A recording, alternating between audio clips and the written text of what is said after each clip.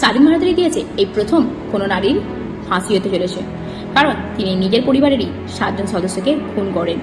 হ্যাঁ, এরকমই একটা ঘটনা ঘটে 2008 সালের 14ই এপ্রিল উত্তরপ্রদেশের হাসানপুর তহসিলের বাওয়ানখেড়ি নামক গ্রামে। মেয়েটির নাম হলো শবনম। তিনি নিজের পরিবারেরই নিজের বাবা, মা, 2 ভাই, বৌদি, নিজের 10 মাসের ভাইপো এবং মাসুতো বোনকে খুন করেন। কারণ জানলে আপনারাও শিউরে উঠবেন। শবনমের পরিবার ছিল খুব ধনী একটা পরিবার, গ্রামের মধ্যে নামি ডাকি একজন পরিবার। তার বাবা ছিলেন একজন কলেজের লেকচারার, তার বড় ভাই ছিল একজন ইঞ্জিনিয়ার, আর ছোট ভাই ইঞ্জিনিয়ারিং পড়াশোনা করছিল, বৌদি হাউস ওয়াইফ। শবনম নিজেও ডাবল এমএ করে একটা গ্রামের প্রাথমিক বিদ্যালয়ে শিক্ষিকা ছিলেন। ওই গ্রামে একটা করাত কলের কারখানায় সেলিম নামক এক যুবক কাজ করতেন। এই যুবকের সঙ্গেই শবনমের ভালোবাসার সম্পর্ক গড়ে ওঠে।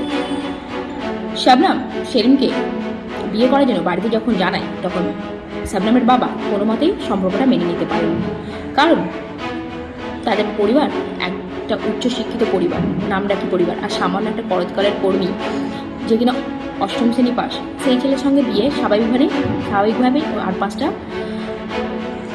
পরিবারের মধ্যে মেনে নিতে পারেন। তাই শবনম এতে ক্ষুব্ধ হয়ে যায়। সে তার প্রেমিকের সঙ্গে ঠান্ডা মাথায় পরিকল্পনা করতে থাকে যে কিভাবে তারা দুজন একে অপরের সাথে মিলতে পারবে। সেই জন্য তারা দুজন প্ল্যানিং করে যে তারা তাদের পরিবারের সবাইকে মেরে ফেললে তাদের পরিবারের যে সম্পত্তি আছে সেগুলোও তারা পাবে এবং তারা দুজনে সারা জীবন একসঙ্গে থাকতে পারবে। তাই শবনম খুশি মনে একদিন বাড়ির সবার জন্য রান্না করে এবং শবনম রান্না করে তার ভাইদের ফোন করে, তারা যেন দুপুরে এসে একসঙ্গে লাঞ্চ করে। বোনের এই জোড়াজড়িতে ভাইরা বোনকে খুশি করার জন্য দুপুরে চলে আসে এবং একসঙ্গে বসে সবাই লাঞ্চ করে এবং জমিয়ে আড্ডা দিতে থাকে। তারপর শবনম সবার জন্য চা বানাতে থাকে। চায়ের সঙ্গে বিষ মিশিয়ে বাড়ির প্রত্যেকে খাওয়া। প্রত্যেকে চা খাওয়ার পর মাথাটা ঝিমঝিম করতে লাগে। প্রত্যেকে যে যার রুমে গিয়ে শুয়ে পড়ে। শবনম অন্ধকারে পিছনের দরজা দিয়ে তার প্রেমিক সেলিমকে প্রেমিক হাতে দৌড় নিয়ে তাদের বাড়িতে প্রবেশ করে।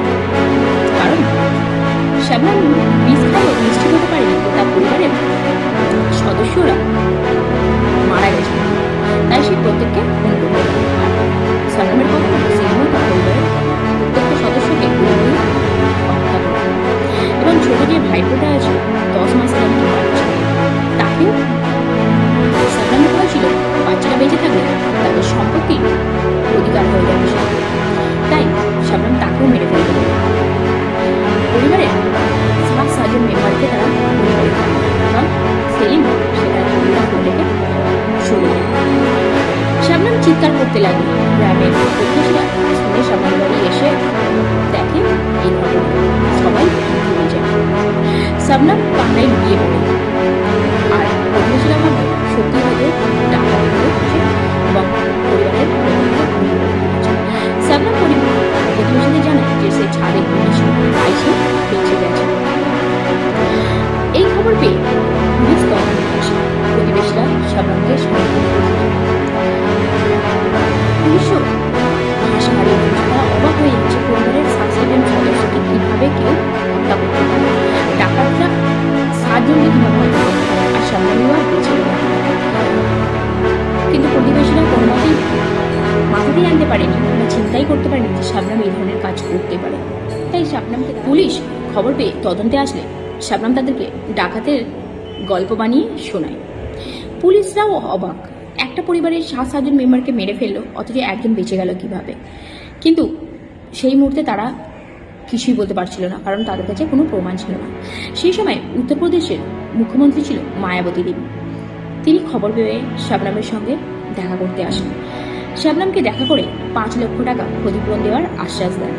কিন্তু মায়াবতী দেবীর একজন কর্মচারী বলেন তদন্ত ঠিকঠাক না হওয়ার আগে তার হাতে 5 লাখ টাকা তুলে দেওয়া ঠিক হবে না।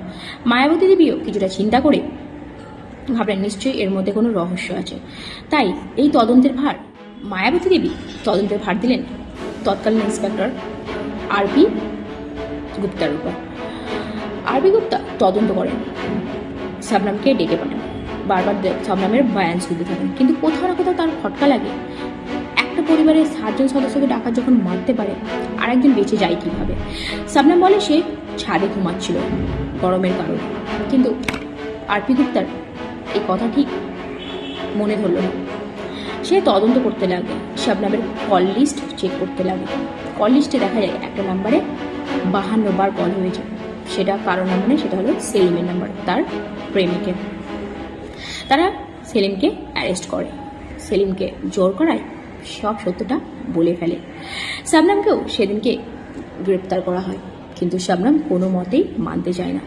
সেলিমকে শবনমের সামনে নিয়ে আসা হয়, দুজনের মুখোমুখি হয়। সেলিম শবনমকে জানায় যে সত্যিটা বলে ফেলতে, কারণ সে সত্যিটা সব পুলিশকে জানিয়ে দিয়েছে। তখন শবনমের মাথা হ্যাট হয়ে যায়। এই ঘটনা গোটা উত্তরপ্রদেশকে যেন নাড়িয়ে দিয়েছিল। শবনম যখন শবনমকে পুলিশ হেফাজতে নিয়ে আসা হয়, তখন শবনমের কোর্টে ফাঁসির অর্ডার হয়। শবনম উচ্চ আদালতে আপিল করে তাকে যদি ফাঁসির বদলে অন্য সাজা দেওয়া যায়, কিন্তু হাইকোর্ট সেই আপিলটাকে খারিজ করে দেয়। জেলে থাকাকালীন শবনম 2 মাসের অন্তঃসত্ত্বা থাকে। স্বাভাবিকভাবেই অন্তঃসত্ত্বা মাকে কখনোই ফাঁসি দেওয়া যায় না। তাই শবনমের যখন বাচ্চাটা জন্ম হয়, তখন শবনমের এই বাচ্চাটিকে দত্তক নেয় শবনমের এক পরিচিত বন্ধু। কলেজে পড়াকালীন শবনম তার এই বন্ধুকে প্রচণ্ড হেল্প করে, তাই শবনমের এই বন্ধু শবনমের ছেলেকে দত্তক নেয় এবং শবনমের ছেলে তার কাছে সুন্দরভাবে বড় হতে থাকে। শবনমের ছেলের বয়স আজ প্রায় 14 বছরের কাছাকাছি। শবনমের ছেলে উত্তরপ্রদেশের মুখ্যমন্ত্রী এবং ভারত সরকারের কাছে আবেদন করেছে যেন তার মায়ের শাস্তিটা বিবেচনা করে দেখা হয়, ফাঁসির বদলে তাকে যেন যাবজ্জীবন দেওয়া হয়। এবার দেখা যাক শবনমের কী ধরনের শাস্তি হয়। আপনাদের মতে কী বলে?